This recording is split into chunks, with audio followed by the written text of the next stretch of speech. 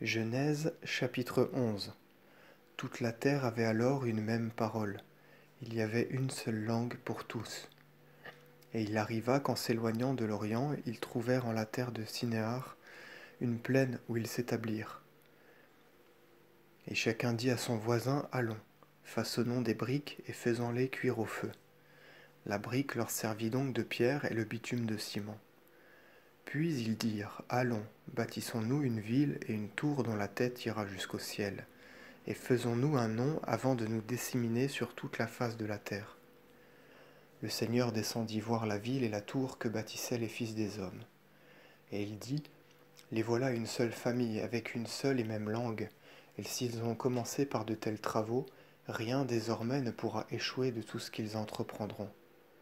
Allons, et étant descendus, confondons ici leur langage, de telle sorte que nul n'entende plus la parole de son voisin.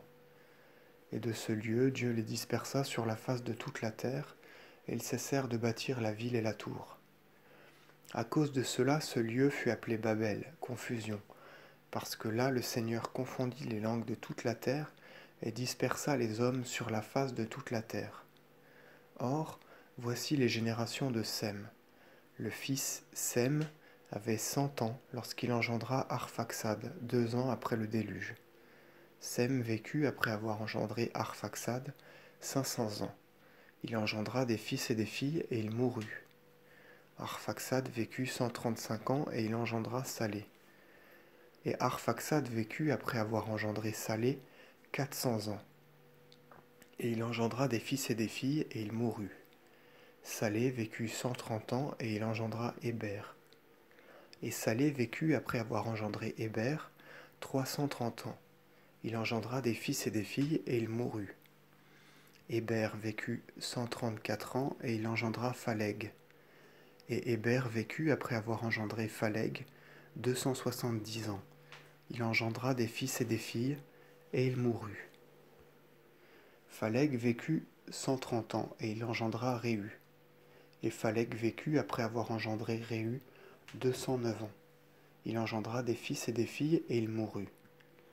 Réhu vécut 132 ans et il engendra Sarug. Et Réhu vécut après avoir engendré Sarug 237 ans. Il engendra des fils et des filles et il mourut. Sarug vécut 130 ans et il engendra Nakor. Et Sarug vécut après avoir engendré Nakor 200 ans. Il engendra des fils et des filles et il mourut.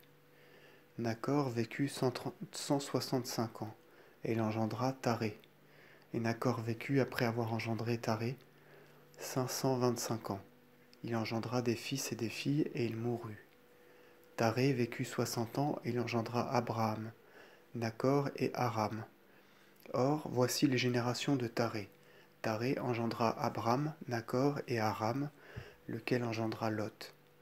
Et Aram mourut devant son père Taré en la terre où il était né, au pays des Chaldéens. Et Abram ainsi que Nakor épousèrent des femmes. Le nom de la femme d'Abram était Sarah, et le nom de la femme de Nakor, Melka, fils d'Aran, père de Melka et d'Iesca. Sarah était stérile et elle n'enfanta point.